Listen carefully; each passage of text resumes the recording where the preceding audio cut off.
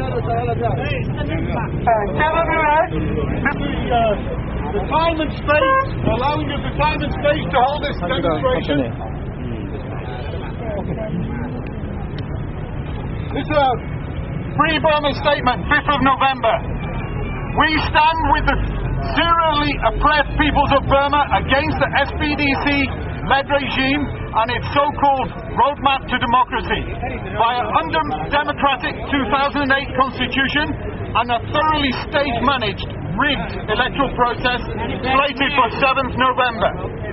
In a few days' time, the SPDC junta will commit the crime of the century against the people of Burma, who have suffered the regime's bloody tyranny for most of 5 long decades. November the 7th will be seen as another low in Burma's largely dismal modern history. It is obvious to most observers that the regime, in civilian guise, will maintain its iron grip on the levers of power after the election. And in this thoroughly choreographed charade, the result is a foregone conclusion. The people of Burma can only expect more of the same misery, while the generals expect to be able to pat themselves on the back because they'll also have rubber stamped into law an absolution of all their manifest crimes. In summary, this grim and ghastly period of dictatorship has been punctuated by several murderous events, ruthlessly executed by the regime security, resulting in hundreds of thousands of fatalities. The 1992 explosion at Rangoon University Students' Union, the 1974 Utan funeral, 1988 National Revolt, 3,000 more people systematically massacred on the streets of Rangoon and elsewhere, 2003 Depayin incident, an unsuccessful assassination attempt on Aung San Suu Kyi, and 2007 Saffron Revolution. These crimes against the Burmese humanity are barely a fraction of the total inflicted on them, and arguably they are not the worst. For the sake of brevity, we highlight a few more headline facts about SPDC's truly horrendous record. The serial murder of innocents, civilians including students and monks, should be enough to condemn this vicious and repugnant dictatorship. But worse still, its massive theft and squandering of the nation's wealth. As a result of the annual diversion of billions of dollars, health services are at best rock bottom. By any measure, Burma's social services provision ranks as one of the worst in Asia, if not the whole world. Estimates by UN 2005 indicate a mortality level of between 100,000 and 150,000 under 5 children per year. This is equivalent to a Cyclone Nargis toll annually, and none of it due to natural disasters, purely because there is no health service provision to speak of. In eastern border areas alone, 3,600 villages have been wiped from the map during the past 15 years.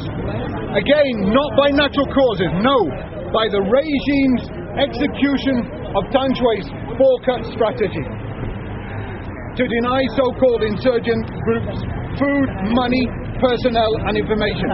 As a consequence, civil populations are targeted in these military operations with dreadful results.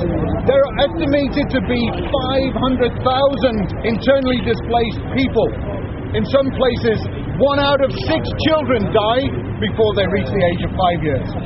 All of this and much more has been comprehensively documented by august bodies within the UN and others, but not a single effective action to redress these violations has followed. How is it possible that such horrendous and largely avoidable loss of life can take place with so pitiably little response from organizations tasked with the responsibility to protect life, human life? Not only has this state of affairs existed now and for decades, it is likely to continue, if not accelerate, after the elections. Many will be tempted to conclude, as far as the elections are concerned, there is nothing left to fight for, given that the result has been scripted in advance. We strongly disagree. As the seconds and minutes tick through 7th of November, one factor above all that, the SPDC will have no or little control over voter participation.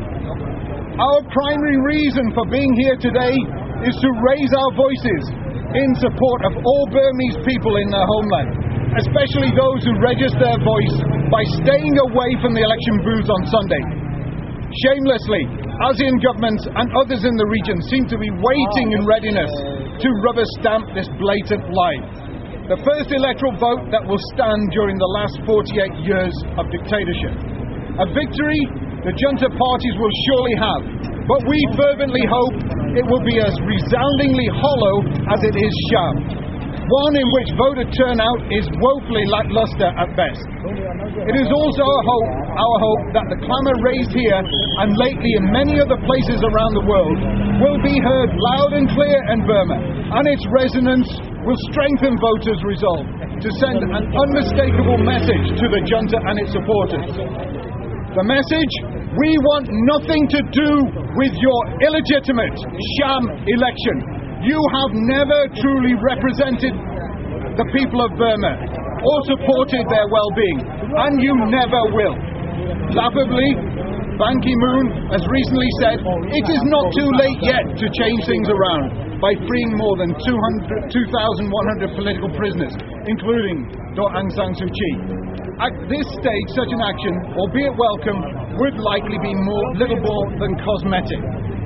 In any case, it is evident yet again that the regime is offering a profoundly deaf ear to the United Nations Secretary General's increasingly desperate pleas.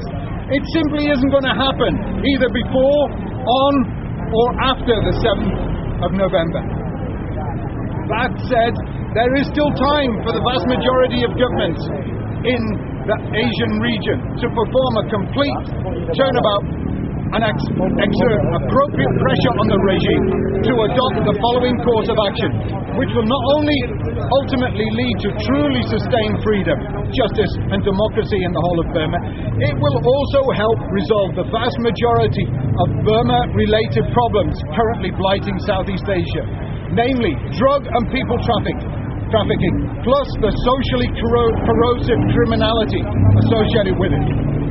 We say the SPD should abolish the 7th November election and its results, release all 2,100 political prisoners forthwith, enter into a time-constrained tripartite dialogue with state entities, opposition and ethnic representative groups.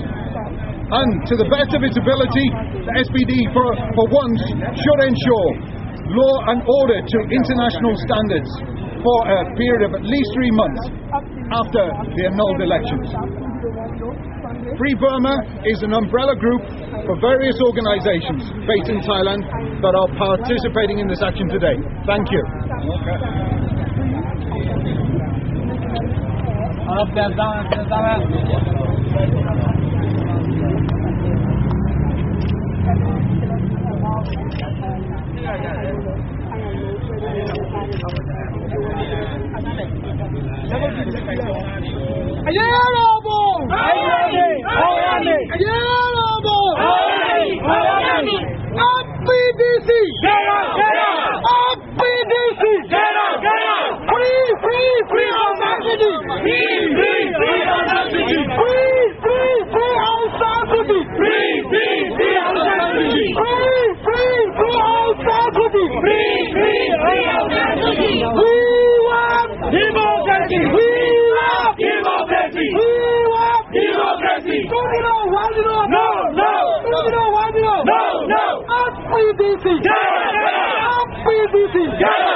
We want democracy!